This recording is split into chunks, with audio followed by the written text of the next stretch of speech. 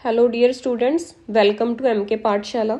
ਤਾਂ ਇਸ ਵੀਡੀਓ ਵਿੱਚ ਆਪਾਂ ਰੈਗੂਲੇਟਿੰਗ ਐਕਟ ਆਫ 1773 ਬਾਰੇ ਪੜ੍ਹਾਂਗੇ।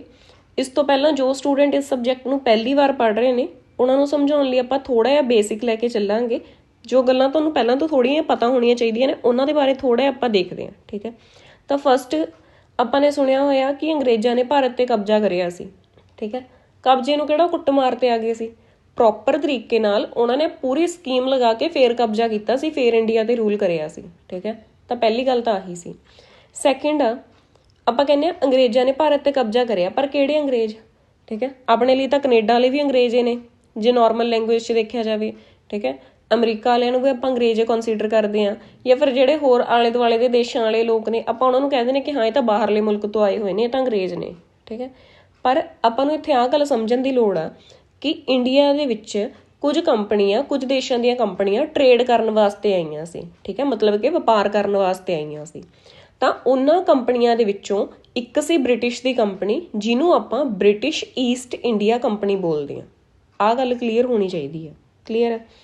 ਸੈਕਿੰਡ ਆ, ਬ੍ਰਿਟਿਸ਼ ਗੌਰਮੈਂਟ ਨੇ ਇਕੱਲੀ ਬ੍ਰਿਟਿਸ਼ ਈਸਟ ਇੰਡੀਆ ਕੰਪਨੀ ਨੂੰ ਹੀ ਮੋਨੋਪਲੀ ਦਿੱਤੀ ਹੋਈ ਸੀ ਕਿ ਉਹ ਇੰਡੀਆ ਆ ਕੇ ਟਰੇਡ ਕਰ ਸਕਦੀ ਆ। ਇਹਨੂੰ ਥੋੜ੍ਹਾ ਇਸ ਤਰੀਕੇ ਨਾਲ ਲੈ ਕੇ ਚੱਲੋ। ਮੰਨ ਲਓ ਅੰਬਾਨੀ ਦੀ ਕੰਪਨੀ ਹੋਵੇ, ਅੰਬਾਨੀ ਇੱਕ ਕੈਨੇਡਾ ਵਾਲੀ ਕੰਪਨੀ ਆ, ਠੀਕ ਹੈ। ਤੇ ਕੈਨੇਡਾ ਦੀ ਸਰਕਾਰ ਕਹੇ ਕਿ ਪੂਰੀ ਕੈਨੇਡਾ ਦੇ ਵਿੱਚੋਂ ਸਿਰਫ ਅੰਬਾਨੀ ਕੋਲ ਰਾਈਟ ਆ ਕਿ ਉਹ ਇੰਡੀਆ ਆ ਕੇ ਟਰੇਡ ਕਰ ਸਕਦਾ, ਹੋਰ ਕੈਨੇਡਾ ਦੀ ਕੋਈ ਵੀ ਕੰਪਨੀ ਇੰਡੀਆ ਆ ਕੇ ਟਰੇਡ ਨਹੀਂ ਕਰ ਸਕਦੀ, ਇੰਡੀਆ ਆ ਕੇ ਵਪਾਰ ਨਹੀਂ ਕਰ ਸਕਦੀ। ਤਾਂ ਹੁਣ ਅੰਬਾਨੀ ਕੋਲ ਕੀ ਹੋਗੀ, ਮੋਨੋਪਲੀ ਹੋਗੀ। ਮੋਨੋਪਲੀ ਦਾ ਬੇਸਿਕਲੀ ਮਤਲਬ ਕੀ ਹੁੰਦਾ, ਜਦੋਂ ਇੱਕੇ ਬੰਦੇ ਦੇ ਹੱਥ ਸਾਰੀ ਪਾਵਰ ਹੋ ਜਾਏ, ਮਤਲਬ ਕਿ ਉਹ ਡੋਮੀਨੈਂਸ ਦੇ ਵਿੱਚ ਹੋ ਜਾਵੇ, ਕਲੀਅਰ ਆ। ਤਾਂ ਇਸ ਤਰੀਕੇ ਨਾਲ ਹੁਣ ਜੇ ਆਪਾਂ ਇਹਨੂੰ ਆਪਣੇ ਚੈਪਟਰ ਦੇ ਕੰਟੈਕਸਟ ਦੇ ਵਿੱਚ ਸਮਝੀਏ ਤਾਂ ਕੀ ਹੋਊਗਾ, ਜਿਹੜੀ ਕੈਨੇਡਾ ਦੀ ਸਰਕਾਰ ਆ ਉਹ ਅਸਲ ਦੇ ਵਿੱਚ ਕੀ ਸੀ, ਬ੍ਰਿਟਿਸ਼ ਗੌਰਮੈਂਟ।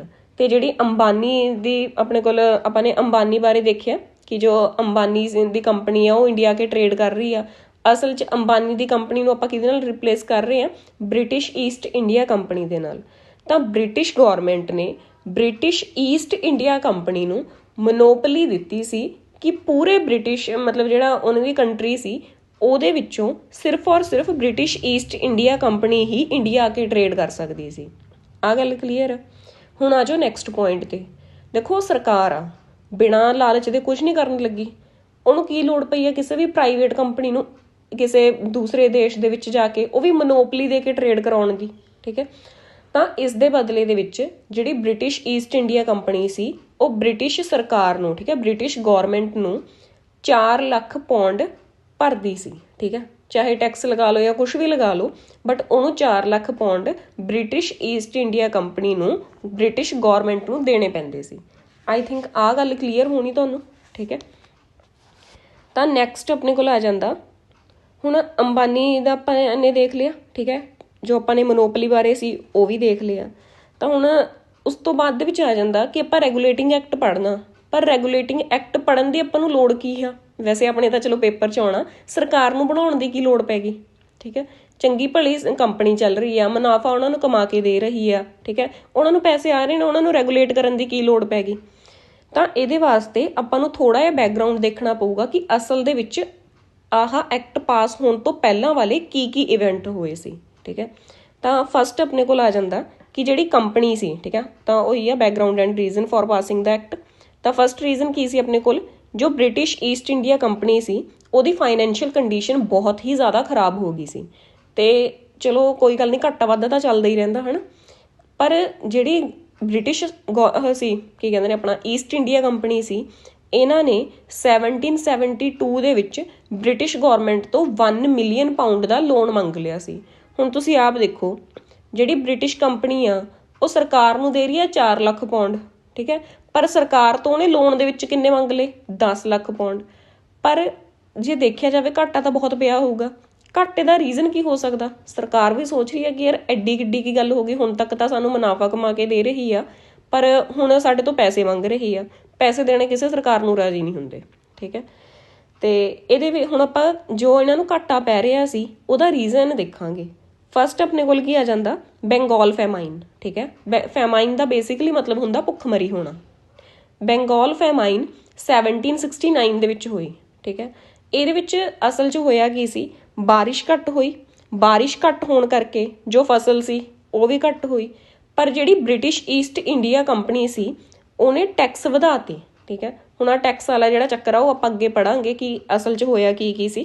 ਠੀਕ ਹੈ, ਤੇ ਜਿਹੜੀ ਬ੍ਰਿਟਿਸ਼ ਈਸਟ ਇੰਡੀਆ ਕੰਪਨੀ ਸੀ ਉਹਨੇ ਟੈਕਸ ਵਧਾਤੇ। ਹੁਣ ਲੋਕਾਂ ਕੋਲ ਖਾਣ ਨੂੰ ਤਾਂ ਕੋਈ ਚੀਜ਼ ਹੈ ਨਹੀਂ, ਟੈਕਸ ਉਹ ਕਿੱਥੋਂ ਭਰ ਦੇਣਗੇ। ਤਾਂ ਫੈਮਾਈਨ ਦੇ ਚੱਲਦੇ 1/3 ਆਫ ਪੋਪੂਲੇਸ਼ਨ ਜਿਹੜੀ ਬੰਗਾਲ ਦੀ ਸੀ ਉਹ ਫੈਮਾਈਨ ਕਰਕੇ ਮਰ ਗਈ ਸੀ। ਹੁਣ ਜੇ ਪੋਪੂਲੇਸ਼ਨ ਮਰੀ ਆ ਉੱਥੋਂ ਦੀ ਉਹ ਟਰੇਡ ਕਰ ਰਹੇ ਨੇ, ਡੈਫੀਨੇਟਲੀ ਕੰਪਨੀ ਨੂੰ ਵੀ ਘਾਟਾ ਪਿਆ ਹੀ ਹੋਊਗਾ। ਠੀਕ ਹੈ, ਤਾਂ ਸੈਕਿੰਡ ਆਪਣੇ ਕੋਲ ਰੀਜ਼ਨ ਆ ਜਾਂਦਾ ਘਾਟੇ ਦਾ, ਫਸਟ ਐਂਗਲੋ ਮੈਸੂਰ ਵਾਰ। ਫਸਟ ਐਂਗਲੋ ਮੈਸੂਰ ਵਾਰ ਜਿਹੜੀ ਹੋਈ ਸੀ ਉਹ ਕਿਹਦੇ ਵਿਚਕਾਰ ਹੋਈ ਸੀ? ਈਸਟ ਇੰਡੀਆ ਕੰਪਨੀ ਔਰ ਹੈਦਰ ਅਲੀ ਦੇ ਵਿੱਚ ਹੋਈ ਸੀ। ਠੀਕ ਹੈ, ਇਹ ਮਤਲਬ ਲੜਾਈ ਤੋਂ ਕੋਈ ਤੱਤ ਨਹੀਂ ਨਿਕਲਿਆ, ਕੋਈ ਫਾਇਦਾ ਨਾ ਹੋਇਆ, ਬਟ ਜਿਹੜਾ ਉਸ ਤੋਂ ਪੁੱਠਾ ਕੀ ਹੋ ਗਿਆ ਸੀ, ਖਰਚਾ ਹੋ ਗਿਆ ਸੀ। ਬ੍ਰਿਟਿਸ਼ ਈਸਟ ਇੰਡੀਆ ਕੰਪਨੀ ਦਾ ਬਹੁਤ ਜ਼ਿਆਦਾ ਖਰਚਾ ਹੋ ਗਿਆ ਲੜਾਈ 'ਚ, ਪਰ ਉਹਨਾਂ ਨੂੰ ਫਾਇਦਾ ਕੋਈ ਨਹੀਂ ਸੀ। ਠੀਕ ਹੈ, ਬਹੁਤ ਘਾਟੇ 'ਚ ਚਲੇ ਗਏ ਉਹ। ਇਸ ਤੋਂ ਇਲਾਵਾ ਆ ਜਾਂਦਾ ਟੀ ਟਰੇਡ। ਠੀਕ ਹੈ, ਹੁਣ ਆਪਾਂ ਨੇ ਆਹ ਗੱਲ ਤਾਂ ਪੜ੍ਹ ਲਈ ਕਿ ਬ੍ਰਿਟਿਸ਼ ਗੌਰਮੈਂਟ ਨੇ ਸਿਰਫ ਔਰ ਸਿਰਫ ਬ੍ਰਿਟਿਸ਼ ਈਸਟ ਇੰਡੀਆ ਕੰਪਨੀ ਨੂੰ ਹੀ ਮੋਨੋਪੋਲੀ ਦਿੱਤੀ ਸੀ ਕਿ ਉਹ ਇੰਡੀਆ ਆ ਕੇ ਟਰੇਡ ਕਰ ਸਕਦੀ ਆ। ਪਰ ਉਹ ਤਾਂ ਸਿਰਫ ਬ੍ਰਿਟਿਸ਼ ਗੌਰਮੈਂਟ ਨੇ ਦਿੱਤੀ ਸੀ, ਬਾਕੀ ਦੇ ਜਿਹੜੇ ਦੇਸ਼ ਸੀ ਉਹਨਾਂ ਦੀਆਂ ਕੰਪਨੀਆਂ ਤਾਂ ਇੰਡੀਆ ਆ ਕੇ ਟਰੇਡ ਕਰ ਸਕਦੀਆਂ ਸੀ। ਤਾਂ ਆਪਾਂ ਮਾਡਰਨ ਹਿਸਟਰੀ ਦੇ ਵਿੱਚ ਪੜ੍ਹਾਂਗੇ ਵੀ ਇੱਕ ਡੱਚ ਈਸਟ ਇੰਡੀਆ ਕੰਪਨੀ ਵੀ ਇੰਡੀਆ ਦੇ ਵਿੱਚ ਆਈ ਹੋਈ ਸੀ। ਠੀਕ ਹੈ, ਡੱਚ ਈਸਟ ਇੰਡੀਆ ਕੰਪਨੀ ਉਹ ਵੀ ਟੀ ਦੇ ਵਿੱਚ ਟਰੇਡ ਕਰ ਰਹੀ ਸੀ, ਤੇ ਜਿਹੜੀ ਇੱਧਰੋਂ ਬ੍ਰਿਟਿਸ਼ ਈਸਟ ਇੰਡੀਆ ਕੰਪਨੀ ਆ ਉਹ ਵੀ ਟੀ ਦੇ ਵਿੱਚ ਟਰੇਡ ਕਰ ਰਹੀ ਸੀ। ਹੁਣ ਦੇਖੋ ਦੋਵੇਂ ਟਰੇਡ ਕਰ ਰਹੀਆਂ ਨੇ, ਕਿਧਰੇ ਤਾਂ ਇਕੱਲਾ ਇੱਕ ਬੰਦਾ ਸਾਰਾ ਵਪਾਰ ਕਰ ਰਿਹਾ, ਉਹਨੂੰ ਤਾਂ ਫਾਇਦਾ ਹੋਣਾ ਹੀ ਆ। ਪਰ ਜਦੋਂ ਹੁਣ ਦੋ ਜਾਣੇ ਕਰਨ ਲੱਗੇ ਤਾਂ ਕੰਪੀਟੀਸ਼ਨ ਵੀ ਵੱਧ ਜਾਣਾ। ਜਿਹੜੇ ਬ੍ਰਿਟਿਸ਼ ਈਸਟ ਇੰਡੀਆ ਕੰਪਨੀ ਸੀ ਉਹ ਅਮਰੀਕਾ ਦੇ ਵਿੱਚ ਟੀ ਸੈਂਡ ਕਰਦੀ ਸੀ, ਮਤਲਬ ਕਿ ਚਾਹ ਪੱਤੀ। ਠੀਕ ਹੈ, ਤੇ ਹੁਣ ਉੱਥੇ ਚਾਹ ਪੱਤੀ ਕਿਹਨੇ ਸੈਂਡ ਕਰਨੀ ਸ਼ੁਰੂ ਕਰਤੀ ਸੀ? ਡੱਚ ਵਾਲਿਆਂ ਨੇ। ਤਾਂ ਜਦੋਂ ਹੁਣ ਡੱਚ ਵਾਲੇ ਜ਼ਿਆਦਾ ਅਮਾਊਂਟ ਦੇ ਵਿੱਚ ਉੱਧਰ ਮਤਲਬ ਭੇਜ ਰਹੇ ਨੇ, ਇਹਦੇ ਨਾਲ ਬ੍ਰਿਟਿਸ਼ ਈਸਟ ਇੰਡੀਆ ਕੰਪਨੀ ਨੂੰ ਘਾਟਾ ਪੈ ਗਿਆ। ਜਿਹੜੀ ਇਹਨਾਂ ਕੋਲ ਚਾਹ ਪੱਤੀ ਸੀ ਉਹ ਇੱਥੇ ਗੋਦਾਮਾਂ ਦੇ ਵਿੱਚ ਪਈ ਸੜਨ ਲੱਗ ਗਈ, ਇਹਨਾਂ ਨੂੰ ਉਹ ਤੋਂ ਮਤਲਬ ਕੋਈ ਫਾਇਦਾ ਨਹੀਂ ਸੀ ਹੋ ਰਿਹਾ। ਕਲੀਅਰ? ਆਈ ਥਿੰਕ ਆਹ ਵਾਲਾ ਪੁਆਇੰਟ ਕਲੀਅਰ ਹੋਣਾ। ਤਾਂ ਇਹਦੇ ਵਿੱਚ ਉਹੀ ਸਾਰੀ ਚੀਜ਼ ਐਕਸਪਲੇਨ ਕਰੀ ਹੋਈ ਆ। ਤਾਂ ਨੈਕਸਟ ਆਪਣੇ ਕੋਲ ਆ ਜਾਂਦਾ allegation of corruption against company officials. ਠੀਕ ਹੈ, ਤਾਂ ਹੁਣ ਇਹਨੂੰ ਐਵੇਂ ਦੇਖੋ, ਮੰਨ ਲਓ ਅੰਬਾਨੀ ਦੀ ਕੰਪਨੀ ਹੋਵੇ। ਠੀਕ ਹੈ, ਤਾਂ ਇਹ ਕੇਸ ਦੇ ਵਿੱਚ ਆਪਣੇ ਕੋਲ ਕੀ ਆ? ਈਸਟ ਇੰਡੀਆ ਕੰਪਨੀ ਆ। ਜਦੋਂ ਕੰਪਨੀ ਦੇ EMPLOYEES, ਇਹ ਕੇਸ 'ਚ ਕੀ ਹੋਇਆ ਸੀ, ਜਿਹੜੇ ਕੰਪਨੀ ਦੇ ਵਿੱਚ ਕੰਮ ਕਰ ਰਹੇ ਸੀ ਕਰਮਚਾਰੀ, ਉਹਨਾਂ ਨੇ ਕਰਪਸ਼ਨ ਲੈਣੀ ਸ਼ੁਰੂ ਕਰਤੀ ਸੀ, ਮਤਲਬ ਕਿ ਭ੍ਰਿਸ਼ਟਾਚਾਰ ਹੋ ਰਿਹਾ ਸੀ। ਉਹ ਲੋਕਾਂ ਤੋਂ ਪੈਸੇ ਲਈ ਜਾਂਦੇ, ਕਰਪਸ਼ਨ ਕਰੀ ਜਾਂਦੇ। ਪਹਿਲੀ ਗੱਲ ਤਾਂ ਕੰਪਨੀ ਦੀ ਇਮੇਜ ਖਰਾਬ ਹੋ ਗਈ। ਠੀਕ ਹੈ, ਤੇ ਇਸ ਤੋਂ ਇਲਾਵਾ ਜਿਹੜੀ ਕੰਪਨੀ ਇਹ ਸੀ ਉਹ ਤਾਂ ਘਾਟੇ 'ਚ ਜਾ ਰਹੀ ਸੀ, ਜਿਹੜੇ ਕੰਪਨੀ ਦੇ ਅਫਸਰ ਸੀ ਉਹ ਮੁਨਾਫੇ 'ਚ ਜਾ ਰਹੇ ਸੀ। ਮੈਂ ਇੱਕ ਵਾਰ ਫਿਰ ਤੋਂ ਦੱਸ ਰਹੀ ਹਾਂ। ਹੁਣ ਦੇਖੋ, ਜਿਹੜੇ ਕਹਿੰਦੇ ਆਫਿਸਰ ਨੇ, ਠੀਕ ਹੈ, ਉਹ ਲੈ ਰਹੇ ਨੇ ਪੈਸੇ, ਉਹ ਤਾਂ ਆਪਣੀ ਜੇਬ ਭਰਨਗੇ, ਕੰਪਨੀ ਤੋਂ ਉਹਨਾਂ ਨੂੰ ਕੀ ਲੈਣਾ ਦੇਣਾ। ਠੀਕ ਹੈ, ਤਾਂ ਇਸ ਕਰਕੇ ਉਹ ਕਰਪਸ਼ਨ ਕਰ ਰਹੇ ਸੀ, ਪੈਸੇ ਤਾਂ ਆਫਿਸਰਸ ਕੋਲ ਆ ਰਹੇ ਸੀ। ਜਿਹੜੀ ਕੰਪਨੀ ਆ ਉਹ ਅਸਲ 'ਚ ਘਾਟੇ 'ਚ ਜਾ ਰਹੀ ਸੀ, ਕਿਉਂਕਿ ਕੰਪਨੀ ਕੋਲ ਤਾਂ ਕੋਈ ਪੈਸਾ ਨਹੀਂ ਸੀ ਆ ਰਿਹਾ। ਠੀਕ ਹੈ, ਨੈਕਸਟ ਆ ਜਾਂਦਾ ਆਪਣੇ ਕੋਲ the company had a Diwani rights obtained after the battle of Buxar in Bengal. ਦੇਖੋ ਯਾਰ, ਇੱਕ ਬੈਟਲ ਆਫ ਬਕਸਰ ਹੋਈ ਸੀ ਬੰਗਾਲ, ਕਹਿੰਦੇ ਨੇ ਉਹਦੇ ਰਿਜ਼ਲਟ ਵਜੋਂ ਕੀ ਕੀਤਾ ਸੀ, ਜਿਹੜਾ ਆਪਣਾ ਮੁਗਲ ਐਂਪਰਰ ਸੀ ਸ਼ਾਹ ਆਲਮ II, ਠੀਕ ਹੈ, ਉਹਨੇ ਕੀ ਕੀਤਾ, ਜਿਹੜੀ ਈਸਟ ਇੰਡੀਆ ਕੰਪਨੀ ਸੀ ਉਹਨੂੰ ਦੀਵਾਨੀ ਰਾਈਟ ਦੇਤੇ। ਹੁਣ ਦੀਵਾਨੀ ਰਾਈਟ ਤੋਂ ਨਾ ਕਈਆਂ ਦਾ ਦਿਮਾਗ ਹੋਰੇ ਚੱਲ ਪਿਆ ਹੋਣਾ ਕਿ ਪਤਾ ਨਹੀਂ ਕਿਹੜੇ ਦੀਵਾਨੀ ਰਾਈਟ ਸੀ, ਬਟ ਅਸਲ ਦੇ ਵਿੱਚ ਕੀ ਸੀ, ਟੈਕਸ ਕਲੈਕਸ਼ਨ ਦੀ ਜਿਹੜੀ ਪਾਵਰ ਸੀ ਉਹ ਈਸਟ ਇੰਡੀਆ ਕੰਪਨੀ ਦੇ ਹੱਥ ਆ ਗਈ ਸੀ, ਸਿਰਫ ਬੰਗਾਲ ਦੀ। ਠੀਕ ਹੈ, ਹੁਣ ਬੰਗਾਲ ਦੇ ਵਿੱਚ ਸੀ ਨਵਾਬਾਂ ਦਾ ਰੂਲ। ਹੁਣ ਤੁਸੀਂ ਆਪ ਦੇਖੋ ਕਿ ਜਿਹੜੇ ਟੈਕਸ ਕਲੈਕਟ ਕਰਨ ਦੀ ਡਿਊਟੀ ਆ ਉਹ ਆ ਈਸਟ ਇੰਡੀਆ ਕੰਪਨੀ ਦੀ, ਪਰ ਜਿਹੜਾ ਉੱਥੋਂ ਦਾ ਐਡਮਿਨਿਸਟ੍ਰੇਸ਼ਨ ਆ, ਬਾਕੀ ਦਾ ਖਰਚਾ ਪਾਣੀ ਦੇਖਣਾ, ਉਹ ਦੇਖਣਾ ਨਵਾਬ ਨੇ। ਤਾਂ ਨਵਾਬ ਕਿੱਥੋਂ ਖਰਚਾ ਕਰ ਦੂ? ਜਿਨ੍ਹਾਂ ਨੂੰ ਆਹ ਪੁਆਇੰਟ ਨਹੀਂ ਸਮਝ ਆਇਆ ਨਾ, ਉਹ ਇਸ ਤਰੀਕੇ ਨਾਲ ਮੰਨੋ ਕਿ ਜਿਹੜਾ ਮੋਦੀ ਆ ਉਹ ਅੰਬਾਨੀ ਨੂੰ ਕਹਿ ਦੇਵੇ ਕਿ ਇਹਦੇ ਵਿੱਚੋਂ ਮਤਲਬ ਕਿਸੇ ਵੀ ਸਟੇਟ 'ਚੋਂ, ਮੰਨ ਲਾ ਪੰਜਾਬ ਦੇ ਵਿੱਚੋਂ ਟੈਕਸ ਤੂੰ ਕਲੈਕਟ ਕਰ ਲਾ। ਠੀਕ ਹੈ, ਤੇ ਆਪਣਾ ਇੱਥੇ ਕਹਿੰਦੇ ਨੇ ਮੇਨ ਆਪਣੇ ਵਾਲਾ ਨਵਾਬ ਕਿਹੜਾ ਹੋਇਆ? ਭਗਵੰਤ ਮਾਨ ਹੋਇਆ। ਠੀਕ ਹੈ, ਹੁਣ ਜਦੋਂ ਟੈਕਸ ਤਾਂ ਆਪਾਂ ਅੰਬਾਨੀ ਨੂੰ ਭਰ ਰਹੇ ਹਾਂ, ਤੇ ਜਿਹੜਾ ਕਹਿੰਦੇ ਨੇ ਲੋਕਾਂ ਦੀ ਭਲਾਈ ਦਾ ਕੰਮ ਆ, ਸਾਰਾ ਐਡਮਿਨਿਸਟ੍ਰੇਸ਼ਨ ਦਾ ਖਰਚਾ ਉਹ ਕਰਨਾ ਭਗਵੰਤ ਮਾਨ ਨੇ। ਭਗਵੰਤ ਮਾਨ ਕਿਹੜਾ ਆਪਣੇ ਜੇਬ 'ਚੋਂ ਕਰ ਲੂਗਾ? ਠੀਕ ਹੈ, ਉਹਨੂੰ ਵੀ ਤਾਂ ਕਿਤੇ ਨਾ ਕਿਤੇ ਤਾਂ ਪੈਸੇ ਚਾਹੀਦੇ ਹੀ ਨੇ ਨਾ। ਤਾਂ ਕਰਕੇ ਆਹ ਸਿਚੁਏਸ਼ਨ ਕ੍ਰੀਏਟ ਹੋ ਗਈ ਸੀ। ਟੈਕਸ ਕਲੈਕਟ ਕਰ ਰਹੀ ਸੀ ਈਸਟ ਇੰਡੀਆ ਕੰਪਨੀ, ਜਿਹੜਾ ਐਡਮਿਨਿਸਟ੍ਰੇਸ਼ਨ ਵਾਲਾ ਸਾਰਾ ਖਰਚਾ ਸੀ ਉਹ ਕਰਨਾ ਪੈਣਾ ਸੀ ਨਵਾਬ ਦੇ ਬੰਗਾਲ ਦੇ ਨਵਾਬ ਨੂੰ। ਤਾਂ ਕਰਕੇ ਹੁਣ ਨਵਾਬ ਕੋਲ ਪੈਸੇ ਨਹੀਂ, ਉਹ ਕਿੱਥੋਂ ਕਰ ਦੇਵੇ। ਲੋਕਾਂ ਦੇ ਵਿੱਚ ਆਹ ਗੱਲ ਨੂੰ ਲੈ ਕੇ ਰੋਸ ਪ੍ਰਗਟ ਹੋ ਰਿਹਾ ਸੀ ਕਿ ਅਸੀਂ ਤਾਂ ਟੈਕਸ ਭਰ ਰਹੇ ਹਾਂ, ਸਾਨੂੰ ਕੋਈ ਸਹੂਲਤ ਨਹੀਂ ਮਿਲ ਰਹੀ। ਜਿਹੜਾ ਟੈਕਸ ਆ ਉਹ ਈਸਟ ਇੰਡੀਆ ਕੰਪਨੀ ਲਈ ਜਾ ਰਹੀ ਆ, ਤੇ ਜਿਹੜਾ ਐਡਮਿਨਿਸਟ੍ਰੇਸ਼ਨ ਦਾ ਖਰਚਾ ਉਹ ਸਾਰਾ ਕਿਹਨੇ ਕਰਨਾ, ਆਪਣੇ ਨਵਾਬ ਨੇ ਕਰਨਾ। ਠੀਕ ਹੈ, ਤਾਂ ਇਸ ਤਰੀਕੇ ਨਾਲ ਦੋ ਰੂਲ ਐਸਟੈਬਲਿਸ਼ ਹੋ ਗਏ ਸੀ। ਠੀਕ ਹੈ, ਇਹਨੂੰ ਆਪਾਂ ਡਬਲ ਗਵਰਨਮੈਂਟ ਦਾ ਰੂਲ ਵੀ ਬੋਲ ਸਕਦੇ ਹਾਂ। ਤਾਂ ਨੈਕਸਟ ਆਪਣੇ ਕੋਲ ਪੁਆਇੰਟ ਆ ਜਾਂਦਾ ਲॉलेसनेस ਇਨਕਰੀਜ਼ਡ ਇਨ ਬੰਗਾਲ। ਆ ਤਾਂ ਕਾਮਨ ਜੀ ਗੱਲ ਹੈ ਯਾਰ ਕਿ ਪੈਸਾ ਕੋਈ ਹੋਰ ਲੈ ਰਿਹਾ, ਸਾਂਭਣਾ ਕਿਸੇ ਹੋਰ ਨੇ, ਅਗਲਾ ਕਾਹਦੇ ਵਾਸਤੇ ਇੰਨੀ ਟੈਨਸ਼ਨ ਲਊਗਾ। ਤਾਂ ਕਰਕੇ ਬੰਗਾਲ ਦੇ ਵਿੱਚ ਬਹੁਤ ਅਜੀਬ ਜੀ ਸਿਚੁਏਸ਼ਨ ਕ੍ਰੀਏਟ ਹੋ ਗਈ ਸੀ, ਕੋਈ ਰੂਲ ਲਾਅ ਨਹੀਂ ਸੀ ਫੋਲੋ ਹੋ ਰਿਹਾ। ਤਾਂ ਨੈਕਸਟ ਆ ਜਾਂਦਾ ਆਪਣੇ ਕੋਲ ਪ੍ਰੋਵੀਜ਼ਨ। ਹੁਣ ਆਪਾਂ ਨੇ ਆਹ ਗੱਲ ਪਤਾ ਕਰ ਲਈ ਕਿ ਸਿਚੁਏਸ਼ਨ ਐਕਚੁਅਲ 'ਚ ਕ੍ਰੀਏਟ ਕੀ ਹੋਈ ਸੀ ਤੇ ਰੀਜ਼ਨ ਕੀ ਸੀ। ਤਾਂ ਹੁਣ ਜਦੋਂ ਕਹਿੰਦੇ ਜਿਹੜੀ ਕੰਪਨੀ ਸੀ ਉਹਨੇ ਸਰਕਾਰ ਤੋਂ ਪੈਸੇ ਮੰਗੇ, ਤਾਂ ਜਿਹੜੀ ਸਰਕਾਰ ਸੀ ਨਾ ਉਹਨੇ ਸੋਚਿਆ ਕਿ ਹੁਣ ਕੰਪਨੀ ਨੂੰ ਰੈਗੂਲੇਟ ਕਰਨ ਦੀ ਵਾਰੀ ਆ, ਮਤਲਬ ਕਿ ਇਹਨੂੰ ਪ੍ਰੋਪਰ ਤਰੀਕੇ ਨਾਲ ਅਸੀਂ ਅਰੇਂਜ ਕਰਾਂਗੇ। ਠੀਕ ਹੈ, ਤਾਂ ਕਰਕੇ ਆਪਣੇ ਕੋਲ ਆ ਗਏ ਰੈਗੂਲੇਟਿੰਗ ਐਕਟ ਆਫ 1773। ਠੀਕ ਹੈ, ਵੈਸੇ ਤਾਂ ਕਾਫੀ ਸਾਰੇ ਐਕਟ ਸੀ ਯਾਰ। ਠੀਕ ਹੈ, ਆਪਾਂ ਲਾਈਨ ਬਾਈ ਲਾਈਨ ਸਾਰੇ ਕਵਰ ਕਰਾਂਗੇ, ਬਟ ਇਹਨਾਂ ਦੇ ਵਿੱਚੋਂ ਸਭ ਤੋਂ ਪਹਿਲਾਂ ਜਿਹੜਾ ਐਕਟ ਪਾਸ ਹੋਇਆ ਉਹ ਕਿਹੜਾ ਸੀ ਆਪਣੇ ਕੋਲ, ਰੈਗੂਲੇਟਿੰਗ ਐਕਟ ਆਫ 1773। ਹੁਣ ਇਹਦੀ ਫਸਟ ਪ੍ਰੋਵੀਜ਼ਨ ਦੇਖੋ ਕੀ ਆਪਣੇ ਕੋਲ, it designated governor of Bengal as the governor general of Bengal and created a executive council of 4 members to assist him. The first such governor general was Lord Warren Hastings। ਹੁਣ ਇਹਨੂੰ ਧਿਆਨ ਨਾਲ ਸਮਝੋ, ਜਿਹੜੀ ਈਸਟ ਇੰਡੀਆ ਕੰਪਨੀ ਸੀ ਨਾ ਇਹਦੇ ਮਤਲਬ mainly 3 ਪ੍ਰੈਜ਼ੀਡੈਂਸੀਆਂ ਸੀ। ਠੀਕ ਹੈ, ਇੱਕ ਬੰਗਾਲ ਸੀ, ਬੰਬਈ ਸੀ ਤੇ ਇੱਕ ਮਦਰਾਸ ਸੀ। ਹੁਣ 3 ਪ੍ਰੈਜ਼ੀਡੈਂਸੀਆਂ ਸੀ, ਤਿੰਨਾਂ ਦੇ ਆਪਣੇ ਆਪਣੇ ਗਵਰਨਰ ਹੁੰਦੇ ਸੀ ਤੇ ਉਹਨਾਂ ਦਾ ਆਪਸ 'ਚ ਕੋਈ ਲੈਣਾ ਦੇਣਾ ਨਹੀਂ ਸੀ, ਕਿਸੇ ਨੇ ਕਿਸੇ ਨੂੰ ਕੋਈ ਜਵਾਬਦੇਹੀ ਨਹੀਂ ਸੀ ਕਰਨੀ। ਠੀਕ ਹੈ, ਸਾਰਿਆਂ ਨੂੰ ਆਪਣੇ ਕੰਮ ਤੱਕ ਮਤਲਬ ਸੀ। ਗਵਰਨਰ ਸੀ ਉਹ ਕੋਰਟ ਆਫ ਡਾਇਰੈਕਟਰ ਨਾਲ ਡੀਲ ਕਰਦੇ ਹੁੰਦੇ ਸੀ, ਉਹ ਆਪਾਂ ਅੱਗੇ ਪੜਾਂਗੇ, ਗਵਰਨਿੰਗ ਬੋਡੀ ਹੁੰਦੀ ਸੀ ਕੰਪਨੀ ਦੀ। ਠੀਕ ਹੈ, ਪਰ ਹੁਣ ਜਦੋਂ ਆਹ ਵਾਲਾ ਐਕਟ ਪਾਸ ਹੋਇਆ ਤਾਂ ਇਹਨਾਂ ਨੇ ਕੀ ਕੀਤਾ, ਜਿਹੜਾ ਗਵਰਨਰ ਸੀ ਬੰਗਾਲ ਦਾ ਉਹਨੂੰ ਉੱਪਰ ਕਰਤਾ, ਮਤਲਬ ਕਿ ਉਹਦਾ ਅਹੁਦਾ ਸੀ ਜਿਹੜਾ ਉਹ ਉੱਚਾ ਕਰਤਾ।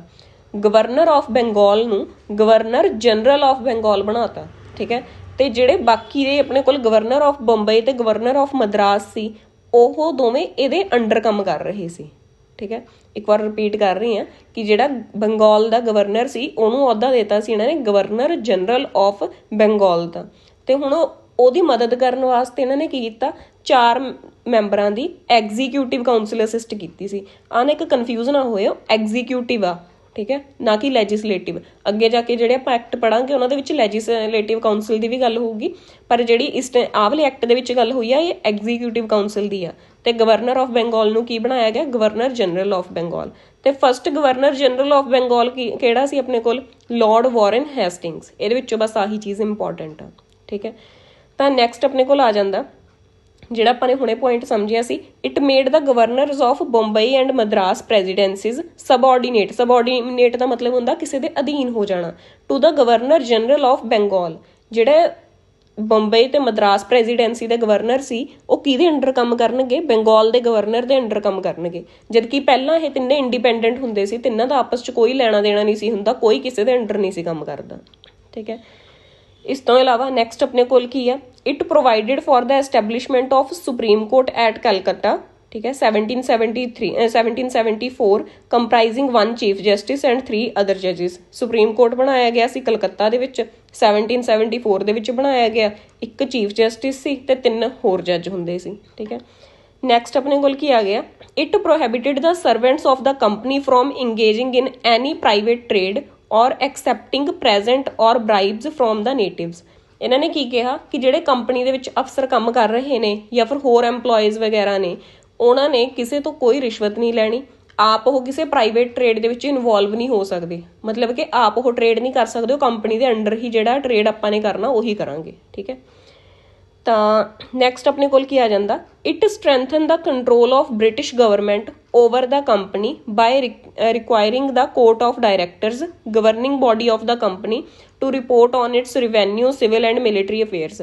ਬਸ ਯਾਰ ਇਹਦੇ ਵਿੱਚ ਆਹ ਗੱਲ ਯਾਦ ਰੱਖੋ, ਜਿਹੜੀ ਕੋਰਟ ਆਫ ਡਾਇਰੈਕਟਰ ਸੀ ਇਹ 24 ਮੈਂਬਰਾਂ ਦੀ ਇੱਕ ਬੋਡੀ ਸੀ ਜਿਹੜੀ ਕੀ ਕਰਦੀ ਸੀ, ਗਵਰਨਿੰਗ ਬੋਡੀ ਸੀ ਕੰਪਨੀ ਦੀ, ਮਤਲਬ ਕਿ ਕੰਪਨੀ ਨੂੰ ਗਵਰਨ ਕਰ ਰਹੀ ਸੀ। ਠੀਕ ਹੈ, ਬਸ ਇਹਦੇ ਵਿੱਚ ਤੁਹਾਨੂੰ ਆਹੀ ਗੱਲਾਂ ਯਾਦ ਰੱਖਣ ਦੀ ਲੋੜ ਆ। ਤੇ ਇੱਕ ਹੋਰ ਪੁਆਇੰਟ ਜੇ ਤੁਸੀਂ ਥੋੜਾ ਜਿਹਾ ਐਡੀਸ਼ਨ ਕਰਨੀ ਹੋਵੇ, ਇਹਦੇ ਵਿੱਚ ਆਪਾਂ ਨੇ ਪੜ੍ਹਿਆ ਕਿ 4 ਮੈਂਬਰ ਦੀ ਐਗਜ਼ੀਕਿਊਟਿਵ ਕਾਊਂਸਿਲ ਹੁੰਦੀ ਸੀ। ਤਾਂ ਹੁਣ ਇੰਨੀ ਕੀ ਗੱਲ ਯਾਦ ਰੱਖਿਓ कि ਜਿਹੜੇ ਤੇ ਆਪਣੇ ਕੋਲ ਸੈਂਟਰ ਲੈਵਲ ਦੇ ਜਿਹੜੇ ਵੀ ਰੂਲ ਜੇ ਬਣਾਉਣੇ ਹੋਣਗੇ, ਠੀਕ ਹੈ, ਉਹ ਤਾਂ ਕੌਣ ਬਣਾਊਗਾ ਆਪਣੇ ਕੋਲ? Governor general of Bengal. ਤੇ ਜਿਹੜੇ ਗਵਰਨਰ ਆਫ ਬੰਬਈ ਤੇ ਗਵਰਨਰ ਆਫ ਮਦਰਾਸ ਨੇ ਉਹ ਲੋਕਲ ਇਸ਼ੂਜ਼ ਦੇ ਉੱਤੇ ਲਾਅ ਬਣਾ ਸਕਦੇ ਨੇ, ਕੋਈ ਐਵੇਂ ਨਹੀਂ ਕਿ ਸੈਂਟਰ ਲੈਵਲ ਦੇ ਉੱਤੇ ਲਾਅ ਬਣਾ ਦੇਣਗੇ। ਕਲੀਅਰ ਹੈ? ਤੇ ਜਿਹੜਾ ਵੀ governor general of Bengal law ਬਣਾਊਗਾ ਉਹਨੂੰ ਨਾਲ 2 ਜਿਹੜੀ ਉਹਨਾਂ ਦੀ ਐਗਜ਼ੀਕਿਊਟਿਵ ਕਾਊਂਸਲ ਆ ਉਹ ਮੈਂਬਰਾਂ ਦੀ ਵੀ ਮਨਜ਼ੂਰੀ ਚਾਹੀਦੀ ਹੋਊਗੀ। ਕੱਲਾ ਐਵੇਂ ਨਹੀਂ ਕਿ ਗਵਰਨਰ ਦਾ ਜੀ ਕਰ ਰਿਹਾ ਉਹਨੇ ਕਰਤਾ ਐਲਾਨ, ਚਲੋ ਜੀ ਕੱਲ ਤੋਂ ਆਹ ਰੂਲ, ਨਹੀਂ। ਜੇ ਉਹ ਗਵਰਨਰ ਨੇ ਲਾਅ ਬਣਾਉਣਾ, ਨਾਲ ਜਿਹੜੇ ਐਗਜ਼ੀਕਿਊਟਿਵ ਮੈਂਬਰ ਦੇ 4 ਮੈਂਬਰ ਨੇ, ਐਗਜ਼ੀਕਿਊਟਿਵ ਕਾਊਂਸਲ ਦੇ 4 ਮੈਂਬਰ ਨੇ, 4 ਦੇ ਵਿੱਚੋਂ ਕਿਸੇ ਵੀ 2 ਮੈਂਬਰ ਦੀ ਜੇ ਮਨਜ਼ੂਰੀ ਹੋਊਗੀ ਤਾਂ ਉਹ ਲਾਅ ਪਾਸ ਹੋਊ, ਅਦਰਵਾਈਜ਼ ਲਾਅ ਪਾਸ ਨਹੀਂ ਹੋਣ ਲੱਗਿਆ। ਠੀਕ ਹੈ, ਤਾਂ ਇਹਦੇ ਤੋਂ ਆਪਾਂ ਨੂੰ ਇੰਨੀ ਗੱਲ ਕਲੀਅਰ ਹੋ ਗਈ ਕਿ ਗਵਰਨਰ ਜਨਰਲ ਆਫ ਬੰਗਾਲ ਕੋਲ ਵੀ ਇੰਨੀ ਜ਼ਿਆਦਾ ਪਾਵਰ ਨਹੀਂ ਸੀ ਕਿ ਉਹ ਕੁਝ ਵੀ ਕਰ ਸਕੇ ਆਪਣੀ ਮਰਜ਼ੀ ਨਾਲ। ਕਲੀਅਰ ਹੈ? ਆਈ ਹੋਪ ਇੰਨੀ ਗੱਲ ਤੁਹਾਨੂੰ ਸਾਰਿਆਂ ਨੂੰ ਕਲੀਅਰ ਹੋਊਗੀ। ਜੇ ਇੱਥੇ ਤੱਕ ਕਿਸੇ ਬੱਚੇ ਨੂੰ ਕੋਈ ਡਾਊਟ ਹੋਇਆ ਤਾਂ ਦੱਸ ਦਿਓ, ਅਦਰਵਾਈਜ਼ ਆਪਾਂ ਥੋੜ੍ਹੀ ਇੱਕ ਵਾਰ ਰਿਵੀਜ਼ਨ ਕਰ ਲਈਏ। ਇਹਦੇ ਵਿੱਚ ਹੋਇਆ ਕੀ ਸੀ? ਜੋ ਗਵਰਨਰ ਆਫ ਬੰਗਾਲ ਸੀ ਉਹਨੂੰ ਗਵਰਨਰ ਜਨਰਲ ਆਫ ਬੰਗਾਲ ਬਣਾ ਦਿੱਤਾ ਗਿਆ ਤੇ ਉਹਦੇ 4 ਮੈਂਬਰ ਦੀ ਐਗਜ਼ੀਕਿਊਟਿਵ ਕਾਊਂਸਲ ਰੱਖੀ ਗਈ। ਠੀਕ ਹੈ, first governor general of Bengal ਕੌਣ ਸੀ? ਵਾਰਨ ਹੈਸਟਿੰਗਸ। ਸੈਕਿੰਡ ਪੁਆਇੰਟ ਦੇ ਵਿੱਚ ਆਪਾਂ ਨੇ ਕੀ ਪੜ੍ਹਿਆ ਕਿ ਗਵਰਨਰ ਆਫ ਮਦਰਾਸ ਤੇ ਗਵਰਨਰ ਆਫ ਬੰਬਈ ਕਿਹਦੇ ਸਬਆਰਡੀਨੇਟ ਹੋ ਗਏ ਸੀ? ਗਵਰਨਰ ਜਨਰਲ ਆਫ ਬੰਗਾਲ ਦੇ। ਥਰਡ ਪੁਆਇੰਟ ਦੇ ਵਿੱਚ ਆਪਾਂ ਨੇ ਕੀ ਪੜ੍ਹਿਆ? ਸੁਪਰੀਮ ਕੋਰਟ ਕਲਕੱਤਾ ਦੇ ਵਿੱਚ ਐਸਟੈਬਲਿਸ਼ ਕਰਿਆ ਗਿਆ ਸੀ, ਕਦੋਂ? 1774 ਦੇ ਵਿੱਚ। ਫੋਰਥ ਪੁਆਇੰਟ ਆਪਾਂ ਨੇ ਕੀ ਕਵਰ ਕਰਿਆ? ਪ੍ਰਾਈਵੇਟ ਟ੍ਰੇਡ ਤੇ ਬ੍ਰਾਈਬ ਨੂੰ ਉਹਨਾਂ ਨੇ ਮਨਾ ਕਰਤਾ ਸੀ ਕਿ ਕੋਈ ਵੀ ਜਿਹੜਾ ਕੰਪਨੀ ਦਾ ਅਫੀਸ਼ੀਅਲ ਆ ਉਹ ਨਹੀਂ ਕਰ ਸਕਦਾ। Fifth Ki C? Code of director ਜਿਹੜੀ ਬੋਡੀ ਸੀ ਇਹ ਕੀ ਸੀ? ਗਵਰਨਿੰਗ ਬੋਡੀ ਸੀ ਕੰਪਨੀ ਦੀ। ਕਲੀਅਰ ਆ? ਆਈ ਹੋਪ ਇੰਨੀ ਗੱਲਾਂ ਤੁਹਾਨੂੰ ਸਾਰਿਆਂ ਨੂੰ ਕਲੀਅਰ ਹੋਣਗੀਆਂ। ਜੇ ਵੀਡੀਓ ਹੈਲਪਫੁਲ ਲੱਗੀ ਤਾਂ please like, share and subscribe. ਤੇ ਜਿਹੜੇ ਅੱਗੇ ਦੇ ਲੈਕਚਰਸ ਹੋਣਗੇ ਉਹ ਇਸੇ ਤਰੀਕੇ ਨਾਲ ਅਪਲੋਡ ਹੁੰਦੇ ਰਹਿਣਗੇ, ਤਾਂ ਬੈਲ ਆਈਕਨ ਨੂੰ ਜ਼ਰੂਰ ਪ੍ਰੈਸ ਕਰ ਲਿਓ। Thank you.